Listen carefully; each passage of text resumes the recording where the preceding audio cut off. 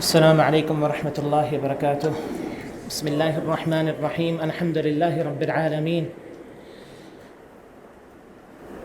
والصلاة والسلام على خاتم الأنبياء وسيد المرسلين نبينا محمد وعلى آله وصحبه أجمعين وأزواجه أمهات المؤمنين ومن تبعهم بإحسان إلى يوم الدين. أما بعد،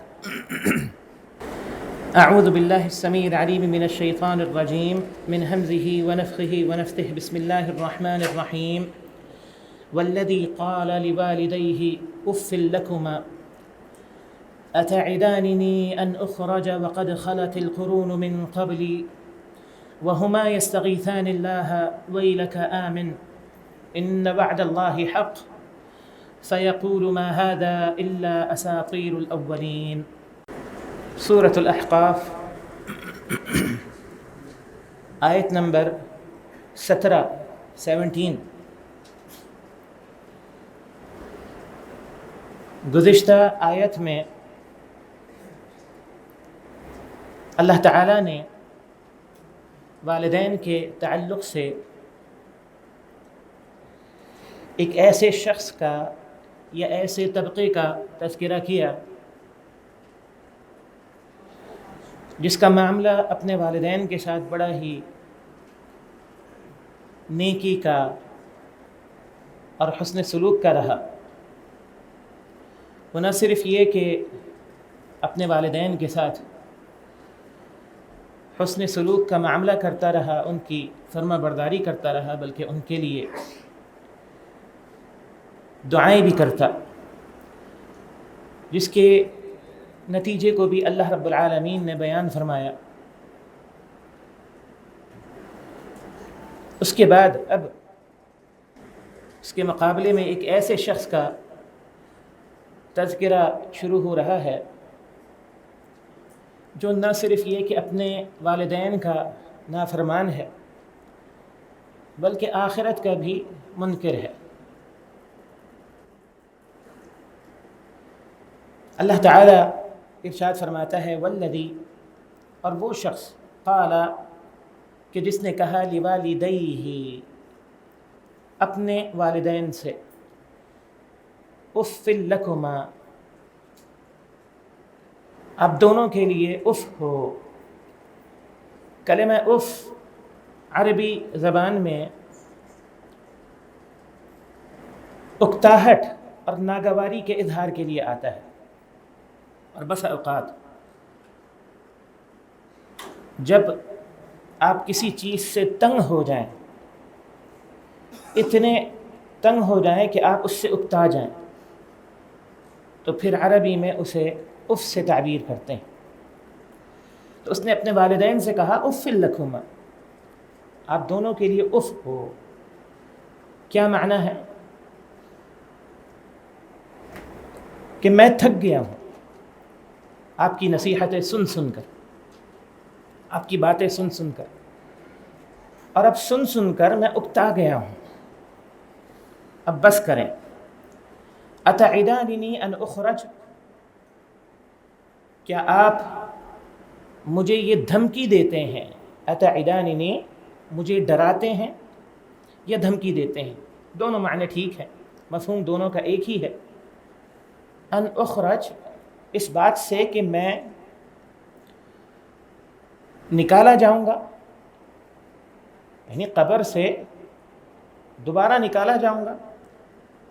وقد خلت القرون من قبلی، جبکہ بات یہ ہے، اور یہ حرف قد کے ساتھ ذکر کی، یہ ایک حقیقت ہے. خلت گزر چکی ہیں، القرون بہت سی نسلیں، قرون قرن کی جمع ہے، اور قرن کہتے ہیں زمانے کو یا زمانے میں رہنے والوں کو بھی قرن سے تعبیر کیا جاتا ہے. اسی لیے آپ دیکھیں گے کہ مترجمین نے قرون کا ترجمہ قوموں سے بھی کیا ہے، نسلوں سے بھی کیا ہے، کیونکہ قومیں اور نسل یا نسلیں ایک زمانے پر مشتمل ہوتی ہیں، ایک مخصوص مدت پر مشتمل ہوتی ہیں. من قبلی، مجھ سے پہلے. مجھ سے پہلے بہت سی قومیں، بہت سے لوگ، بہت سی نسلیں آئیں اور وہ گزر گئیں. اب مجھے بتائیے کہ ان میں سے کون ہے جسے اٹھایا گیا، جسے قبروں سے نکالا گیا؟ کوئی ایک مثال دیجیے کہ جو فوت ہوا ہو، مرا ہو، اس کی تدفین کی گئی ہو اور اس کے بعد اسے قبر سے نکالا گیا ہو، اٹھایا گیا ہو. گویا کہ اس نے یہ بات اپنی بات کے دفاع میں یا اپنی بات کی تائید میں بطور دلیل کے پیش کی کہ حقیقت اس کے خلاف ہے جو آپ مجھ سے کہتے ہیں کہ مرنے کے بعد دوبارہ اٹھایا جائے گا. آخرت کا اس نے انکار کیا. وہما، جبکہ والدین کی حالت یہ تھی، والدین کا معاملہ یہ تھا، وہ دونوں یستغیثان اللہ، اللہ تعالیٰ سے فریاد کر رہے تھے، اللہ تعالیٰ سے رو رو کر، گڑ گڑا کر دعا کرتے. ایک طرف تو اللہ تعالیٰ سے دعا بھی کرتے اور دوسری طرف اس کو سمجھاتے رہتے. ویلک، اگر میں ویلک کا ترجمہ ہماری عام زبان میں کروں تو ترجمہ یہ ہے کہ تیرا ستیہ ناس ہو، تجھ پر افسوس ہو. جبکہ ویلک عربی زبان میں مختلف معنوں پر بولا جاتا ہے. سیاق و سباق کے اعتبار سے ایک محاورتاً ایک کلمہ ہے جو عرب استعمال کیا کرتے تھے. نبی کریم صلی اللہ علیہ وسلم نے بھی اسے استعمال فرمایا ہے. بس اوقات تو یہ بددعا کے طور پر استعمال ہوتا ہے، ویلک، کہ تیرے لیے ہلاکت ہو، بربادی ہو. بسا اوقات ویلک جو ہے وہ محبت اور شفقت کے اظہار کے لیے بھی استعمال ہوتا ہے. جیسے کسی نے ایک بات پوچھی، آپ کو اس کا سوال بہت اچھا لگا، آپ نے اس سے کہا ویلک. ہاں، عرب اس کو محبت اور شفقت کے اظہار کے لیے بھی استعمال کیا کرتے تھے.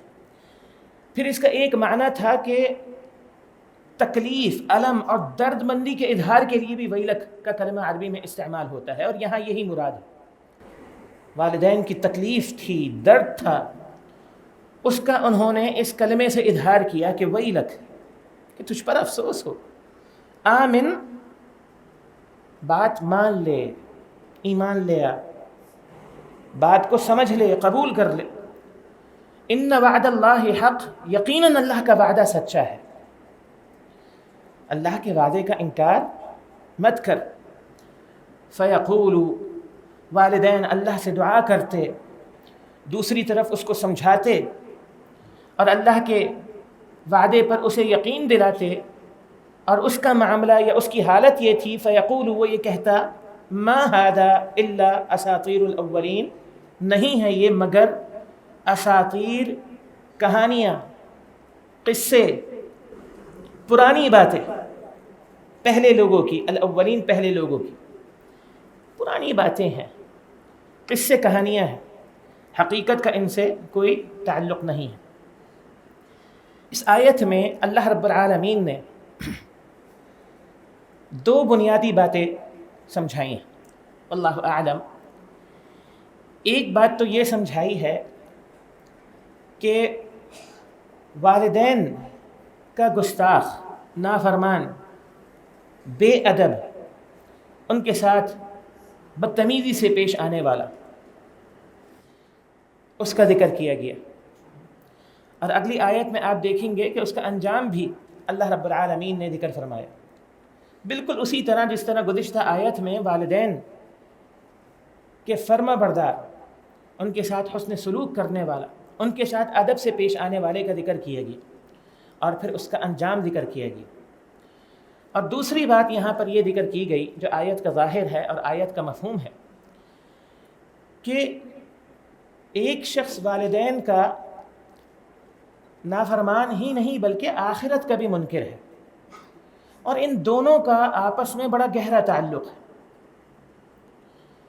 فکر آخرت یا آخرت پر ایمان انسان کے کردار کو سنوارتا ہے.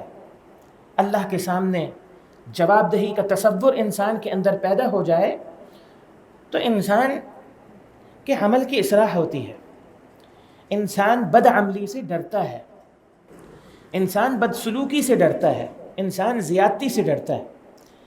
لیکن اگر آخرت پر ایمان ہی مفقود ہو جائے تو پھر انسان جو رشتوں کا احترام ہے اسے بھی کھو بیٹھتا ہے. اور اللہ تعالیٰ کے بعد اللہ کے بندوں میں سب سے بڑھ کر جو رشتے محترم ہیں وہ والدین کا رشتہ ہے. تو آخرت کا انکار جو ہے وہ اس رشتے کا احترام بھی ختم کر دیتا ہے.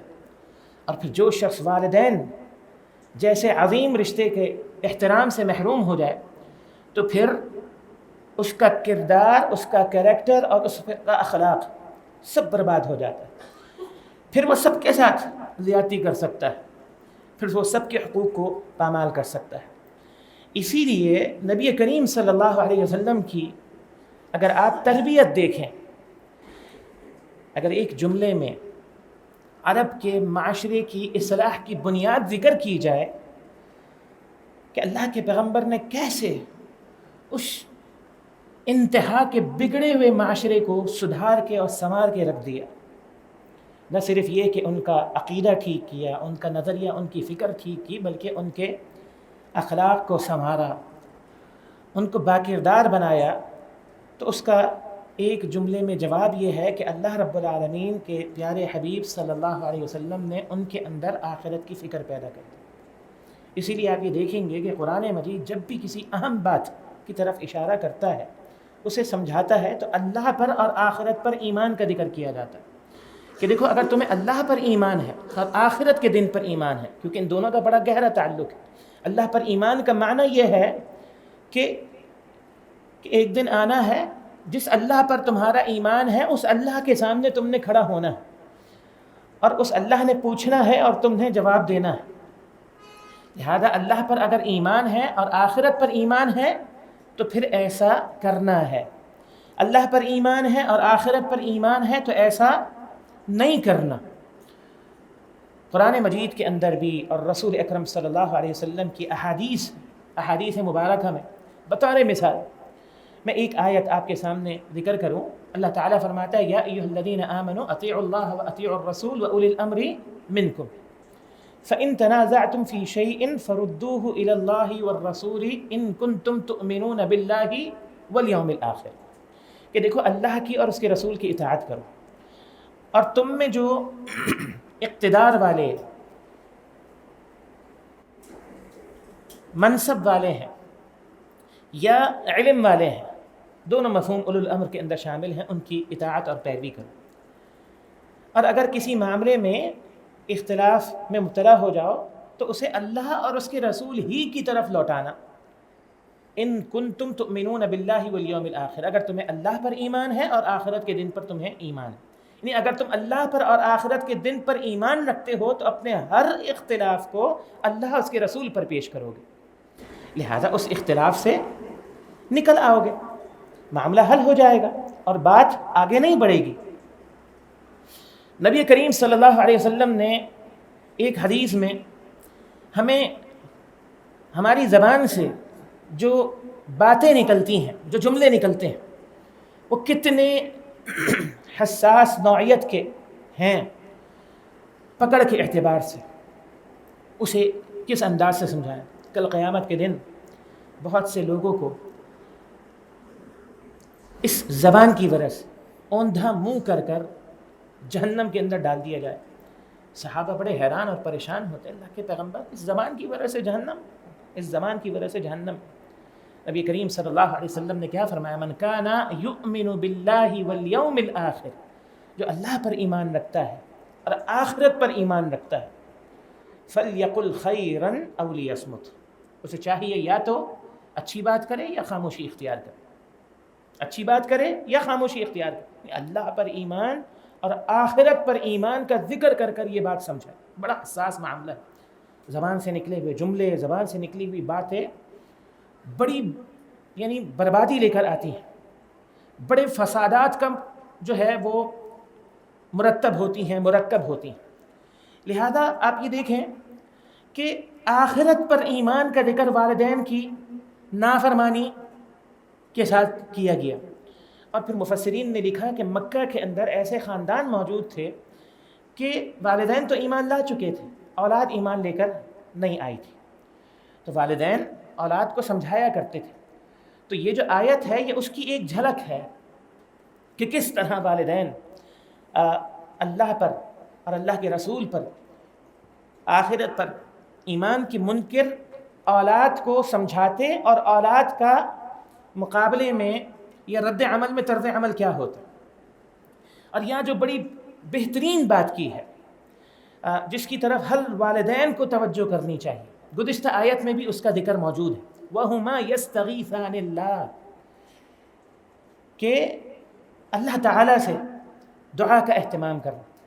سلف صالحین رحمہم اللہ کے بارہا یعنی اس طرح کے واقعات ملتے ہیں کہ جیسے آج بھی بہت سے لوگ اہل علم کے پاس آتے ہیں، علماء کے پاس آتے ہیں اور اپنی اولاد کی نافرمانی کی شکایت کرتے ہیں کہ کیا کریں. اسی طرح سلف صالحین کے پاس بھی لوگ آیا کرتے تھے اور اولاد کی نافرمانی کی شکایت کیا کرتے تھے. تو سلف ان سے کہا کرتے تھے کہ اس معاملے پر اللہ تعالیٰ سے دعا کے ذریعے مدد حاصل کیا کرو. لہذا استغاثے کا ذکر کیا. دعا اور استغاثے میں کیا فرق ہے؟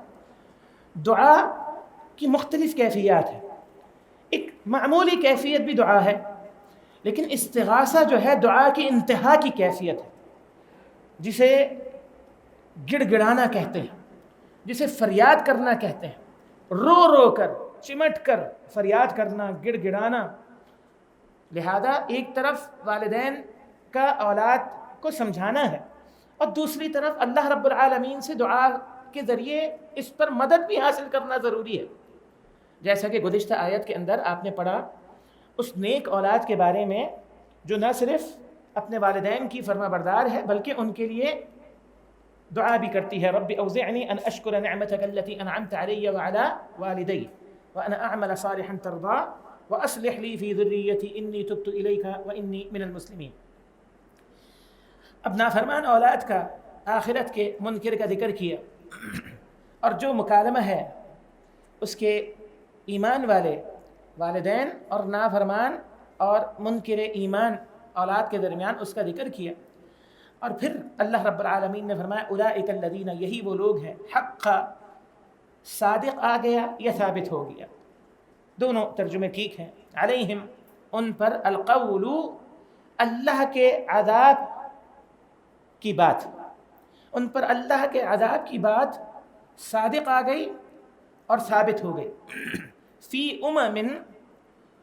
امت کی جمع ہے جماعت، گروہ، یعنی ان گروہوں سمیت، ان جماعتوں سمیت، قد خلت جو گزر چکی ہیں، من قبلہم ان سے پہلے، من الجن والانس انسانوں اور جنات کی، یعنی جو انسانوں اور جنات کی بہت سی نسلیں، بہت سی جماعتیں ان سے پہلے گزر چکی ہیں اور ان کا یہی طرز عمل رہا.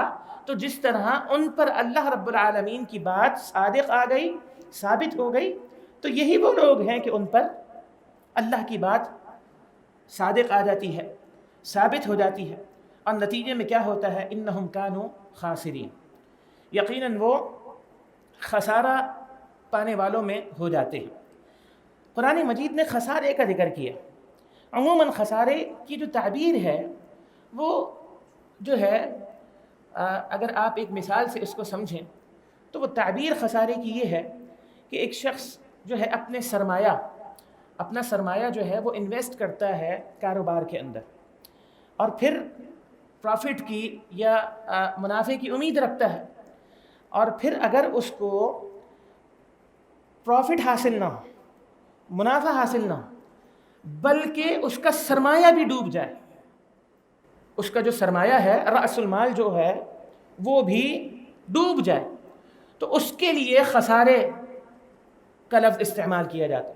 برباد ہو گئے، جسے کہتے ہیں نا سب کچھ ختم ہو گیا. میں انہم کانوا خاسرین، یہ جو ہے دنیا کی زندگی جو ہے یہ ایک سرمایہ ہے، اور دنیا جو ہے یہ کاروبار ہے، اور اس سرمایے کو اس کاروبار میں تم نے لگانا ہے، اور جسے اس کا پروفٹ یا اس کا منافع آخرت میں ملنا ہے۔ اب یہ شخص یا ایسے لوگ کل قیامت کے دن نہ صرف یہ کہ پروفٹ کی یا منافع کی امید رکھیں گے، بلکہ ان کا جو رأس المال ہے، ان کی جو پوری زندگی ہے، وہ بھی برباد ہو جائے گی۔ انہم کانوا خاسرین کا یہ معنی ہے، یہ مفہوم ہے، یعنی ان کا سب کچھ ختم ہو گیا، برباد ہو گیا۔ وَلِكُلٍّ دَرَجَاتٌ مِّمَّا عَمِلُوا، وَلِكُلٍّ، اور ہر ایک کے لیے، درجات درجات ہیں، مما عملوا، ان کے اعمال کے مطابق، وَلِيُوَفِّيَهُمْ، اور تاکہ وہ اللہ تعالیٰ انہیں پورا پورا بدلہ عطا فرما دے، اعمالہم، ان کے اعمال کا، وہم لا یظلمون، اور وہ ظلم نہیں کیے جائیں گے۔ اس آیت کا گزشتہ آیت کے ساتھ تعلق دو طرح سے ہے، اس آیت کا ربط گزشتہ آیت کے ساتھ دو طرح سے ہے۔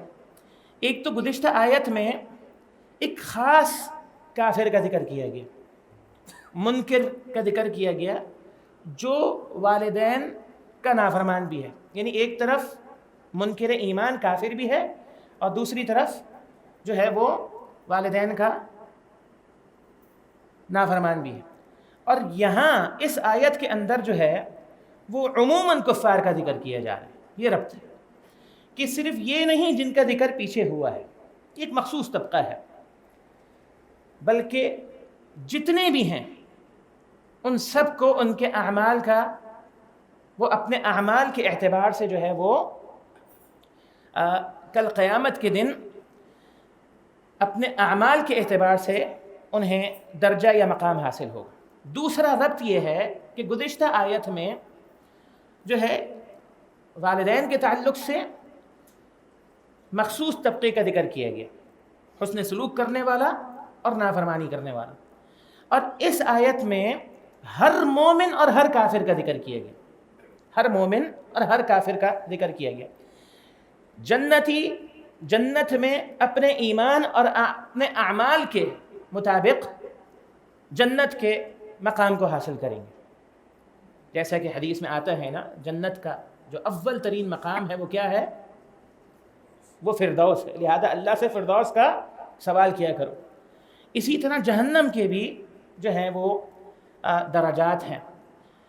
اصل میں درجات جو ہے وہ جنت کے ہوتے ہیں، جہنم کے درجات نہیں ہوتے، جہنم کے درکات ہوتے ہیں، جہنم کے درکات ہوتے ہیں، جیسا کہ قرآن مجید میں ان المنافقین فی الدرک الاسفل من النار، یہاں درجات کا کلمہ جو ہے وہ تغلیباً استعمال کیا گیا ہے، چونکہ جب اچھائی ہے اور برائی ہے تو لہذا اوپر کس کو رکھا جاتا ہے؟ اچھائی کو رکھا جاتا ہے، تو درجات جنت کے ہیں۔ تو یہاں کافروں کے لیے درکات ہوں گے، کافروں کے لیے ان کے اعمال کی بدولت درکات ہوں گے، اور سب کو اللہ رب العالمین ان کے اعمال کا پورا پورا بدلہ عطا فرمائے گا، اور ظلم کسی کے ساتھ نہیں کیا جائے گا۔ وَيَوْمَ، اور اس دن، يُعْرَض، پیش کیے جائیں گے، الذین، وہ لوگ، کفروا، جنہوں نے کفر کیا، علی النار، آگ پر، جہنم کے سامنے کافروں کو لایا جائے گا۔ اذھبتم طیباتکم، تمہاری ساری نیکیاں ختم ہو گئی، اذھبتم طیباتکم، تمہاری ساری نیکیاں ختم ہو گئی، فی حیاتکم الدنیا، تمہاری دنیا کی زندگی میں، واستمتعتم بہا، اور تم نے خوب ان سے فائدہ اٹھایا، محاورتاً تم نے خوب مزے کیے دنیا کے اندر، جیسا چاہا ویسا لائف سٹائل اختیار کیا، ویسے طرز زندگی تم نے اختیار کی، جو چاہا کھایا پیا، جیسے چاہے رہے، جو چاہا پہنا، حلال حرام کی کوئی تمیز نہیں، کوئی قید نہیں، جیسے چاہے تم نے زندگی گزاری، واستمتعتم بہا، تم نے خوب فائدہ حاصل کیا، خوب مزے کیے، فالیوم، سو آج کے دن، تجزون عذاب الہون، تمہیں رسوا کن عذاب کی صورت میں بدلہ دیا جائے گا۔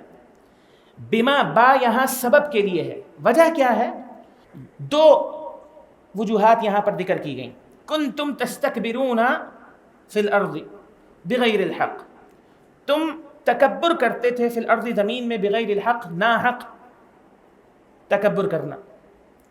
وَبِمَا كُنْتُمْ تَفْسُقُونَ، اور دوسری وجہ یہ ہے کہ تم فسق و فجور کے اندر مبتلا تھے، گناہ اور معصیت کی زندگی کے اندر مبتلا تھے. اس آیت میں بڑی باتیں ہیں جو سمجھنے کی ہیں. کل قیامت کے دن اللہ تعالیٰ کافروں کو آگ پر پیش کرے گا تاکہ انہیں یہ احساس ہو جائے کہ انہوں نے دنیا کے اندر جیسے زندگی گزاری تھی، دنیا کے اندر انہوں نے جتنی نیکیاں کی تھیں، جتنی اچھی باتیں کی تھیں، جتنے اچھے اعمال اختیار کیے تھے، آج انہیں اس کی بھی جزا نہیں دی جا رہی. آج انہیں اس کی بھی جزا یا اس کا بھی بدلہ نہیں دیا جا رہا. کافر، اس میں کوئی شک نہیں ہے، وہ اللہ تعالیٰ پر ایمان جس طرح لانے کا حق ہے اس ایمان کا منکر ہے، آخرت کا منکر ہے، نبوت اور رسالت کا منکر ہوتا ہے، قرآن مجید پر ایمان نہیں لے کر آتا. لیکن کوئی نہ کوئی نیکی تو کرتا ہے، اچھی باتیں بھی کرتا ہے. بلکہ بہت سے کفار ایسے ہیں کہ جن کے اخلاق اور معاملات بہت سے اہل ایمان سے بہتر ہوتے ہیں دنیا کے اندر. ایسا ہے کہ نہیں؟ اور آپ مجھ سے کہیں بہتر اس بات کو سمجھتے ہیں.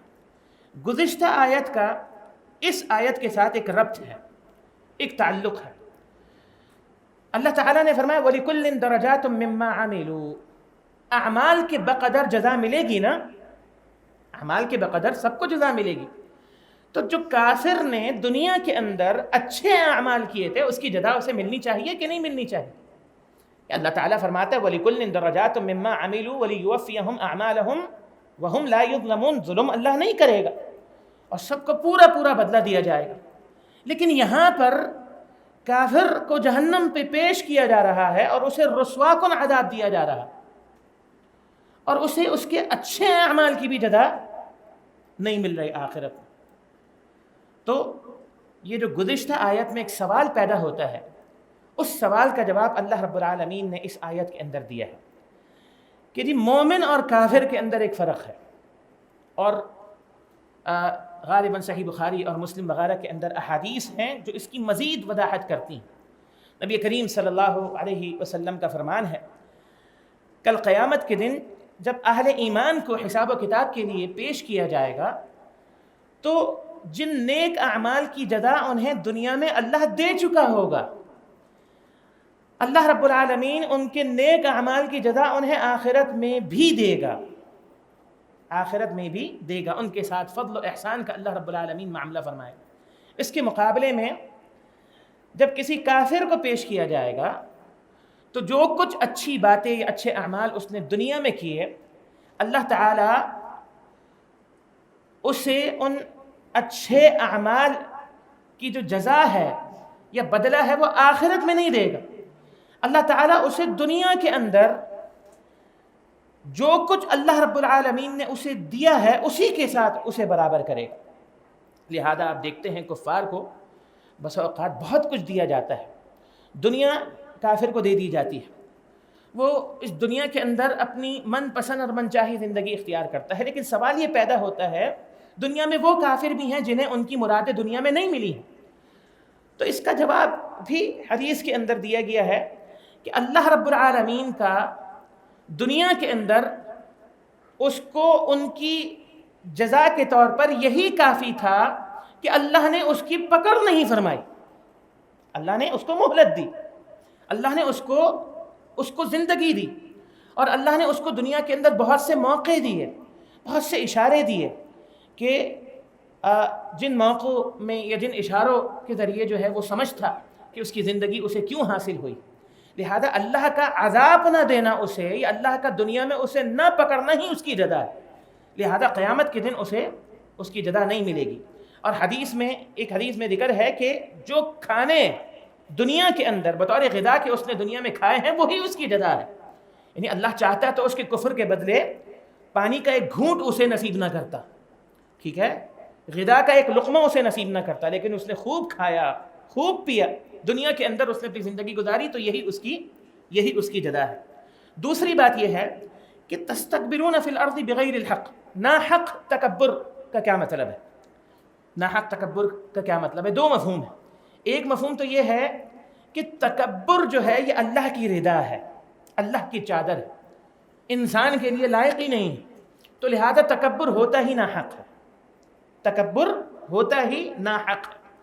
اور دوسرا مفہوم یہ ہے کہ تکبر کی ایک حق کی صورت بھی ہے کہ جب انسان جو ہے وہ میدان میں ہو، میدان جہاد میں ہو، اور اس کے سامنے کافر ہو، اور ان کافروں پر انسان یعنی ایک مسلمان تکبر اختیار کرے، تو یہ تکبر حق ہے، یہ تکبر حق ہے.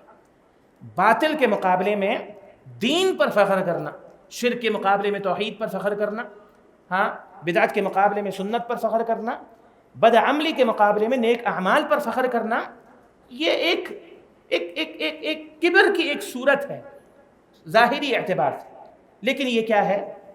یہ ناحق نہیں، یہ ناحق نہیں ہے. تو اس لیے تستکبرون فی الارض بغیر الحق کہا. اور کیا فرمایا؟ وبما کنتم تفسقون. دوسری وجہ یہ تھی کہ تم نے دنیا کے اندر جو ہے وہ نافرمانی کی زندگی اختیار کی.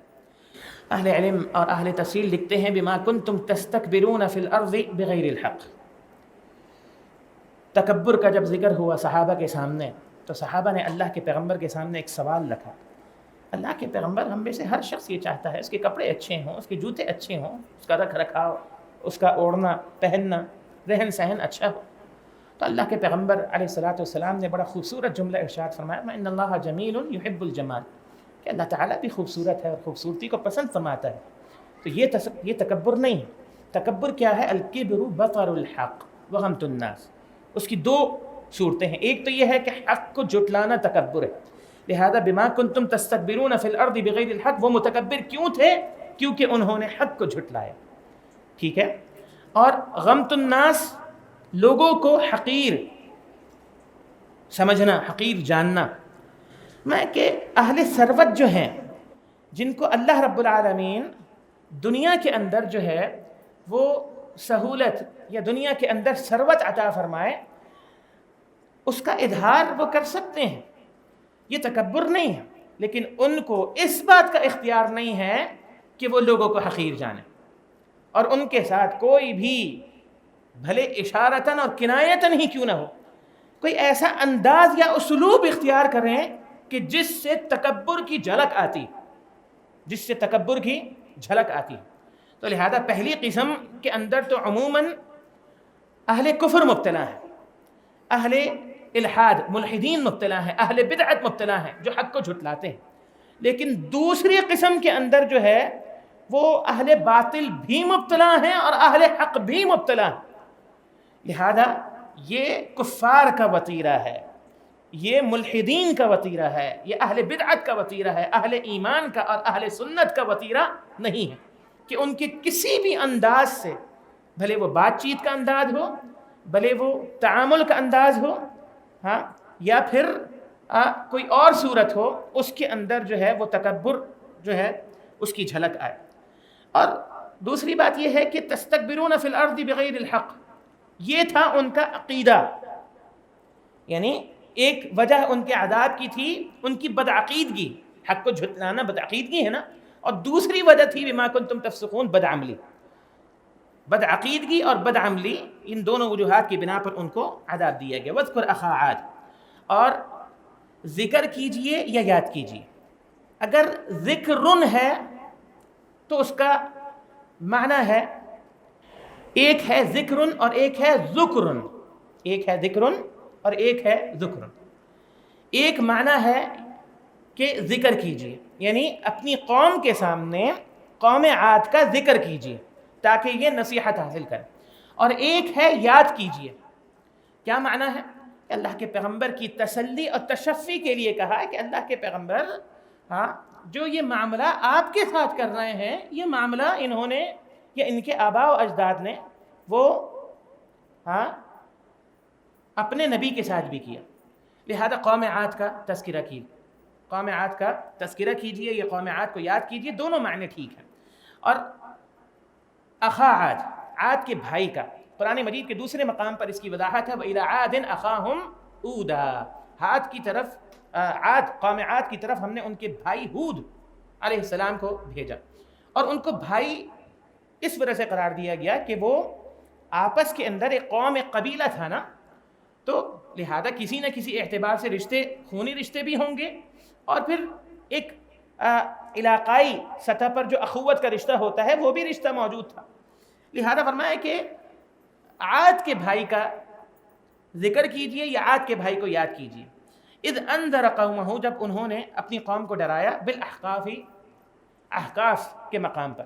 آپ یقیناً یہ سن چکے ہوں گے احقاف حقف کی جمع ہے، حقف کی جمع ہے، اور حقف سے مراد جو ہے وہ بلند ریت کے ٹیلے ہیں جو بلند ہوں اور مستطیل ہوں، پھیلے ہوئے ہیں، اور ان میں تھوڑی سی کجی ہو، ٹیڑھ پن ہو. عربی کے اندر کسی بھی چیز کے اندر اگر ٹیڑھ پن پیدا ہو جائے تو عرب کہتے تھے احقوقف الشیء، کہ وہ چیز ٹیڑھی ہو گئی. تو لہذا یہاں پر قوم عاد کا ایک مقام قرآن مجید نے متعین کیا ہے، واللہ اعلم. یہ یمن کا دارالخلافہ، دارالحکومت یا کیپٹل حضرموت کا وہ صحرائی علاقہ ہے جسے صحرائے اعظم جو ہے وہ کہا جاتا ہے، جو اس پر صحرائے اعظم پر مشتمل ہے. اور عرب جو ہیں اس علاقے میں جانے سے بڑا ڈرتے تھے، اور عرب جو ہے اس سے بہت زیادہ ڈرتے تھے. اور ایک وقت تھا کہ قوم عاد جو ہے وہ ایک ایسی یعنی قوم تھی کہ اللہ رب العالمین نے فرمایا کہ لم یخلق مثلھا فی البلاد.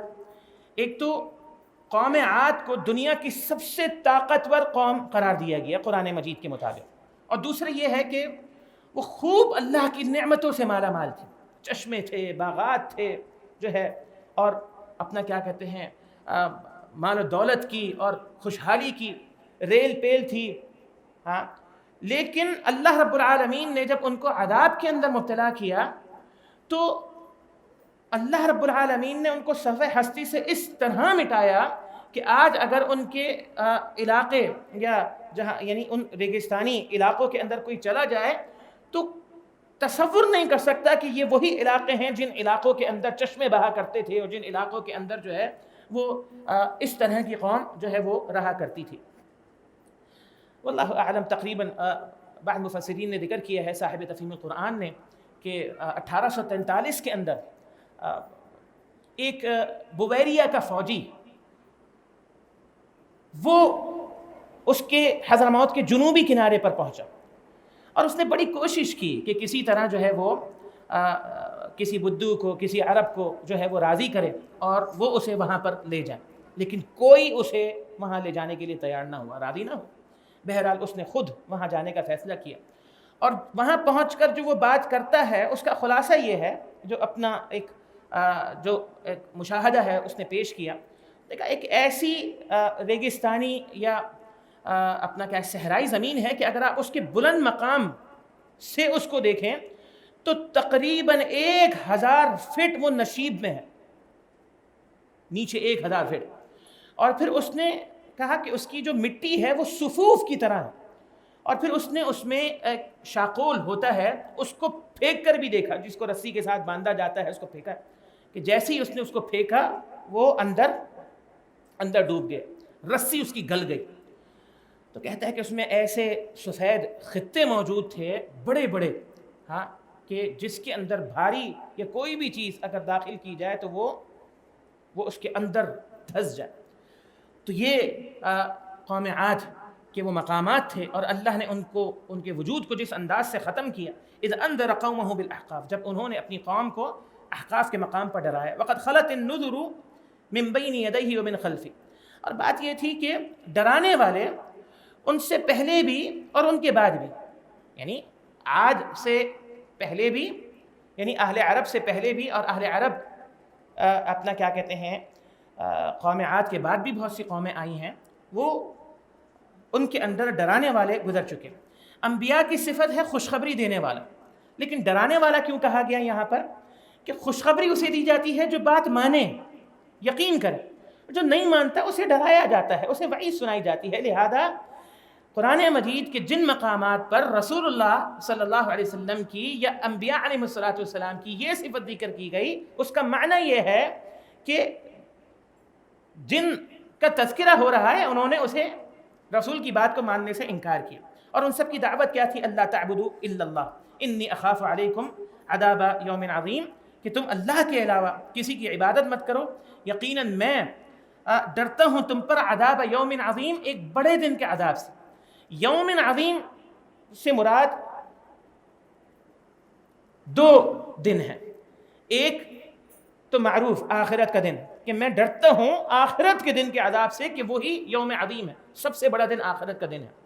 اور پھر نبی نے جو اپنی قوم کو ڈرایا تو عذاب یوم عظیم اس معنی میں بھی ان سے کہا کہ جس دن تم پر عذاب آئے گا وہ دن تمہارے لیے بڑا کٹھن دن ہوگا، بہت بڑا دن ہوگا، لہذا میں تمہیں عذاب والے دن سے بھی ڈراتا ہوں، یعنی دنیا کے اندر میں ڈرتا ہوں کہ تم پر ایک ایسا دن آ جائے جس دن تم پر عذاب آئے، اور میں اس دن کے عذاب سے ڈرتا ہوں۔ تو لہذا دونوں معنی مفسرین نے ذکر کیے کہ مراد ہے۔ قالوا، انہوں نے کہا، اجئتنا لتأفکنا، جواب دیا، کیا آپ ہمارے پاس اس لیے آئے ہیں کہ آپ ہمیں ہٹا دیں، دور کر دیں، عن آلہتنا، ہمارے معبودوں سے، فأتنا بما تعدنا ان کنت من الصادقین، لہذا آپ لے آئیں ہمارے پاس وہ جس کی آپ ہمیں دھمکی دیتے ہیں، اگر آپ سچ بول رہے ہیں تو آپ جس کی دھمکی ہمیں دے رہے ہیں وہ آپ لے آئیں۔ تو رسول نے کیا کہا؟ قال انما العلم عند اللہ، کہ بات یہ ہے علم تو اللہ کے پاس ہے۔ اللہ اکبر، بڑا وجیح نقطہ ہے جو مفسرین نے ذکر کیا ہے کہ نبی کے تعلق سے دو باتیں سمجھ لیجیے، نہ نبی کو وہ علم ہوتا ہے جو علم اللہ کے پاس، ٹھیک ہے، اور کب عذاب آنا ہے، کب پکڑنا ہے، اس کا علم اللہ کے پاس ہے، لہذا نبی اسے اللہ کے حوالے کرتے، اور ہر نبی نے اسے اللہ کے حوالے کیا۔ جب قوم نے ان سے کہا نا کہ ٹھیک ہے آپ جس عذاب کی ہمیں وعید سناتے ہیں وہ عذاب آپ لے آئیں، تو نبی نے کہا کہ میں کیسے لا سکتا ہوں، ٹھیک ہے، میرے پاس اس کا علم نہیں ہے۔ اور اس کا دوسرا مفہوم یہ ہے کہ نبی کے پاس عذاب کا اختیار نہیں ہوتا، نبی کے پاس عذاب کا اختیار نہیں ہوتا، اسی لیے کیا کہا، وَأُبَلِّغُكُمْ مَا أُرْسِلْتُ بِهِ، میں تمہیں پہنچاتا ہوں جس کے ساتھ مجھے بھیجا گیا، میری ذمہ داری یہ ہے، مجھے یہ کہا گیا تمہیں عذاب یوم عظیم سے ڈرایا جائے، میں نے تمہیں عذاب یوم عظیم سے ڈرا دیا، میں تمہیں اللہ کے عذاب سے ڈراتا ہوں، ہاں میرا ایمان ہے، یقین ہے، نہیں مانو گے تو عذاب کے اندر مبتلا ہو جاؤ گے، لیکن عذاب میں مبتلا کرنا، ہاں یہ میرا کام نہیں، میرا کام تو تمہیں پہنچا دینا ہے۔ وَلَكِنِّي أَرَاكُمْ قَوْمًا تَجْهَلُونَ، بات یہ ہے کہ میں تمہیں ایک جاہل قوم پاتا ہوں۔ جہل دو معنوں میں استعمال ہوتا ہے، سمجھ لیجیے، ایک تو معروف معنی میں کہ جو علم کی ضد ہے، کہ تمہاری یہ باتیں جو ہیں وہ علم سے ان کا تعلق نہیں ہے، یہ تمہاری جہالت کا مظہر ہے، تمہیں چونکہ علم نہیں ہے اس لیے تم اس طرح کی باتیں کر رہے۔ اور پھر جہالت کا ایک دوسرا معنی ہے ضد اور ہٹ درمی، میں تمہیں سمجھا رہا ہوں، تمہیں نصیحت کر رہا ہوں، لیکن تمہاری حالت اور تمہارا معاملہ یہ ہے تم ہٹ دھرمی پر اترے ہو، میں تمہیں ضدی قوم پاتا ہوں۔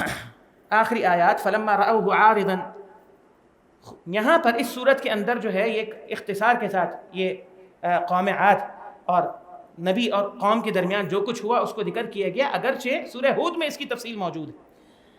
فلما رأوه، جب انہوں نے اس عذاب کو دیکھا، عارضاً ایک بادل کی صورت میں، مستقبل اودیتہم، جو ان کی وادیوں کی طرف رخ کیے ہوا تھا۔